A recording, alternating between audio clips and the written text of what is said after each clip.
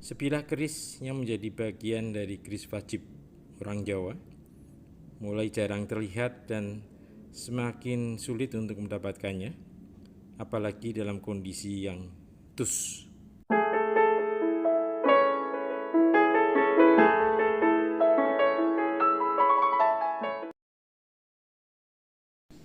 Assalamualaikum warahmatullahi wabarakatuh. Sedulur Pak Kris dan Tosanaji, jumpa lagi dengan RI King Spark Nusantara Channel. Terima kasih pada semua viewers dan subscribers yang sudah mengklik video ini. Semoga kita semua dalam keadaan sehat dan selalu dalam lindungan Allah Subhanahu wa Ta'ala. Kali ini sebuah bilah keris yang akan menjadi bahan presentasi.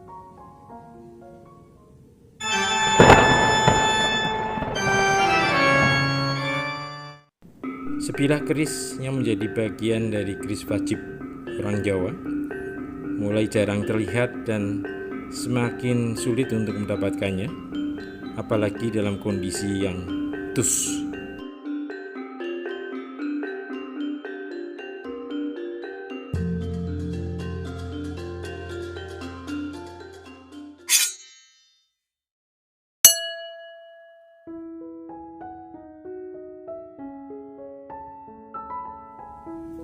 Sedulur Pak Kris dan Tosanaji, kita akan melihat dulu sandangan dari keris ini.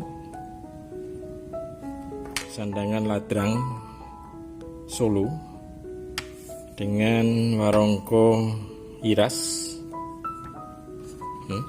Iras ini nggak ada sambungan ya. Jadi terus.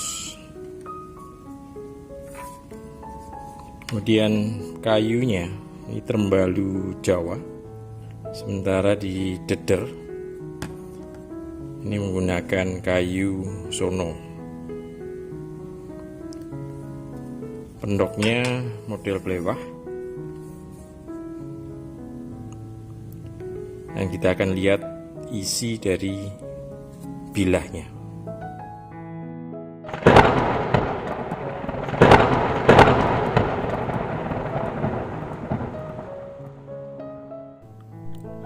Sebilah keris lurus. Nah, kita lihat secara detail bentuk dan fenomena apa yang ada dalam bilah keris ini. Pada bagian sor-soran kita akan lihat ricikannya, tikel alis, gandik lugas, pecetan, dan serawean.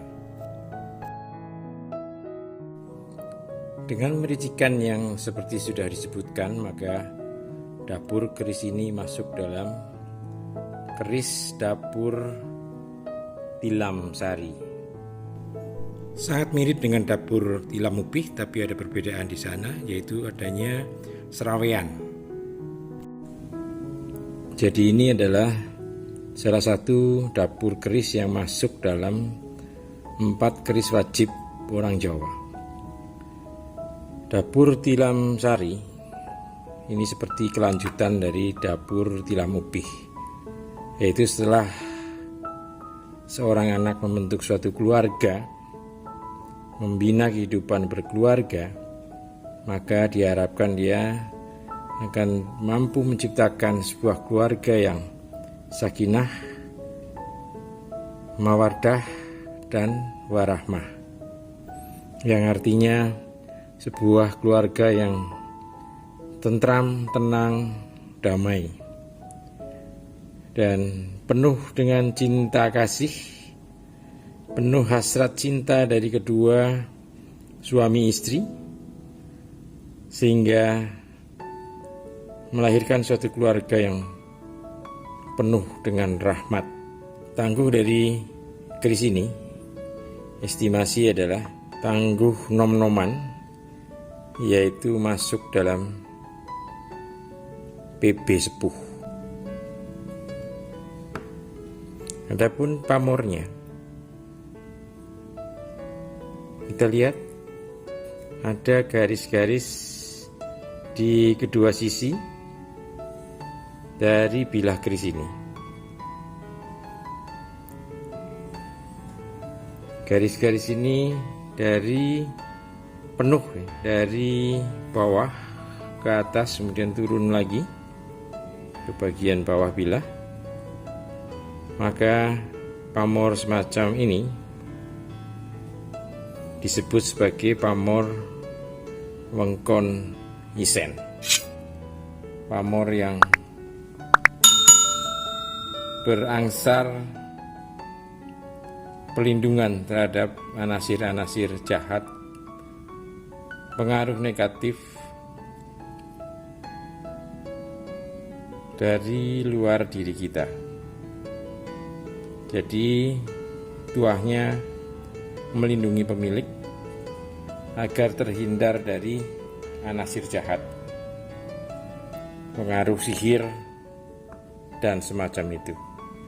Tapi bukan berarti keris ini kemudian melindungi kita, bukan itu maksudnya. Tapi kita harus selalu ingat bahwa kita harus selalu memohon perlindungan kepada Sang Maha Kuasa, Sang Maha Pelindung, yaitu Allah Subhanahu wa Ta'ala. Sebuah keris yang sering atau banyak disimpan oleh keluarga-keluarga Jawa. Tapi pada akhir-akhir ini ini menurut pengalaman saya, dapur keris ini mulai langka ya, mulai langka terlihat. Dan ini jadi salah satu dapur yang agak sulit dicari, apalagi dalam kondisi yang tus ya, tangguh, utuh, sepuh. Era nom-noman dimulai pada saat perjanjian Giyanti tahun 1755, di mana Belanda waktu itu memecah Mataram Islam menjadi dua, yaitu Surakarta dengan rajanya saat itu adalah Kanjeng Sinuwun Pakubuwono III, dan Ngayogyakarta dengan rajanya yang pertama bergelar Hamengkubuwono pertama. Dan sejak saat itulah maka dimulailah era nom-noman dalam dunia perkerisan. Era nom-noman kemudian dibagi menjadi dua, yaitu era nom-noman sepuh yang di dalamnya termasuk masa kekuasaan dari PP 3 sampai dengan PP 4 yang berakhir pada tahun 1820, dan era selanjutnya disebut sebagai nom-noman.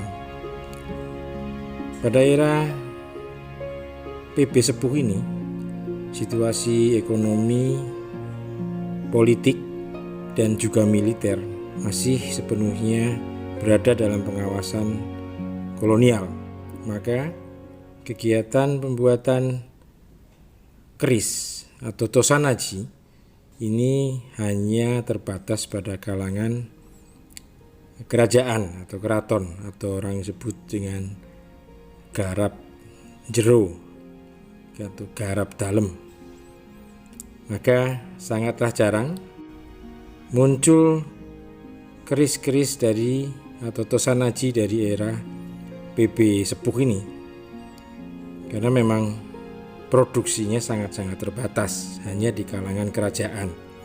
Maka apabila ada keris yang muncul dengan tangguh PP sepuh, itu menjadi suatu hal yang perlu kita perhatikan, karena sangat sulit apabila keris-keris keraton itu keluar dari wilayah keraton, ada prosedurnya, dan itu sangat sulit. Maka PP sepuh ini kemudian menjadi perbincangan yang hangat akhir-akhir ini di kalangan perkerisan tentang munculnya tangguh PP sepuh dengan keris-kerisnya yang atau Tosanaji yang sangat fenomenal.